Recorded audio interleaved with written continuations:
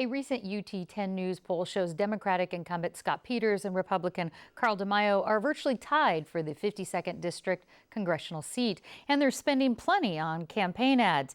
Mesa College political science professor Carl Luna joins us with analysis of these ads. Carl, welcome back. Good to be here.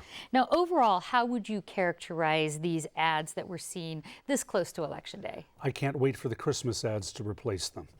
Okay. The ads, they come in two basic varieties. The candidate narrative usually put out by the campaigns, which has big music like something out of Rocky or West Wing, shows the good side of the candidate, and then the demonization ads about the other guy, how they're the spawn of Satan, and don't vote for them. Let's take a look at a couple of these ads. First, we're going to look from Scott Peters and then from Carl DeMaio.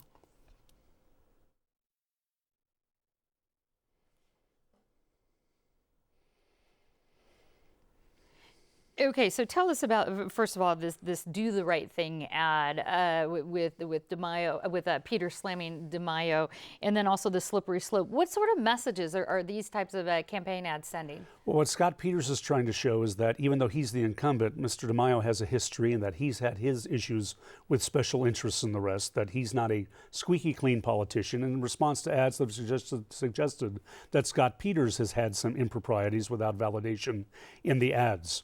Meanwhile, that the little race car one and all that I was waiting for Scooby-Doo to come out with an ad like that. It's almost a Hanna-Barbera ad, but it's showing that Scott Peters is undependable. He is a classic incumbent, and you should vote him out.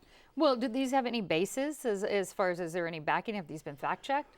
Well, in that there are words that are found in the dictionary, there's a basis for their use.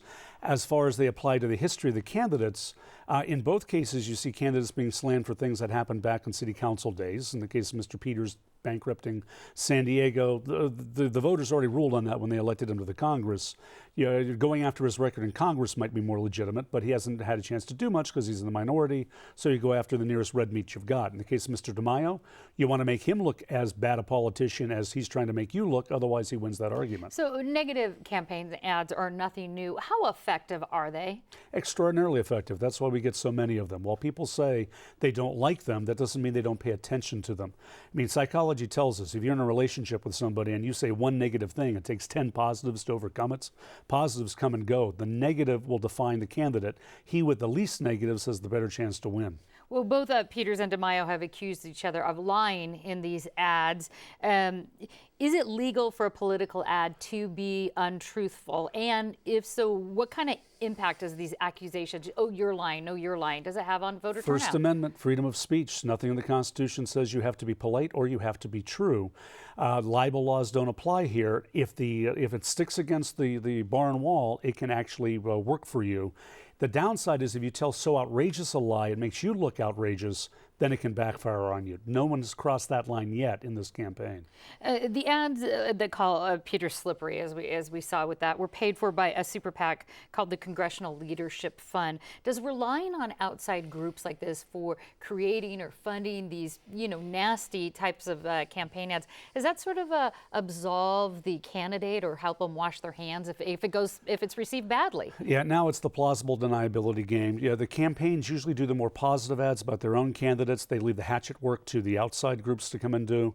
You could step away from it if it really gets a lot of blowback, but other than that, it's all good because somebody else is holding your candidate down in the mud and you stay looking clean even though you're benefiting from it. Are we seeing this kind of a negativity as far as ad campaigns in this race, in mailers and or even on those phone calls that we seem to be getting? Oh, yeah, they double down on the mailers. They'll make accusations even in excess of what you see in the 30-second ads because they have the luxury of big, broad print. Not many people read them, but in the time it takes you to go from your mailbox to the trash with them, some of that messaging absorbs, which is why you get so many of them. The hope is repeat exposure, like with kryptonite, will weaken you. Remind us of why this 52nd District congressional seat is so contentious and why it's such a hot ticket. Well, there's only a handful of seats out of 435 seats in the Congress that are up for grabs because of redistricting, gerrymandering, and the fact that for a generation we've moved. Republicans live in Republican neighborhoods, Democrats in Democrat Democrat neighborhoods. So the primaries usually pick who the candidate will be for the fall. So this is like the Spanish Civil War for both parties before the 2016 election. They're going to try money campaigns to see what works here, because it really doesn't matter who wins this race for the balance of power in the House, but this will show you what sort of messaging will work for the 2016 campaigns. And what about the 52nd district, though? That's not particularly one candidate or the other. It's not particularly skewed in one way or another. Yeah, what happens in the 52nd, because of the citizens redistricting and the way the things have changed, you've got about roughly a third Republican, Democrat, Independent. It all comes down to turnout. In 2012 or 14, it's an off year, Republicans win. In 2016, in a Democratic year, you could see the seat swap back and forth for the balance of the decade till they redistricted. All right, political science professor Carl Luna, thanks very much for the update. Thank you.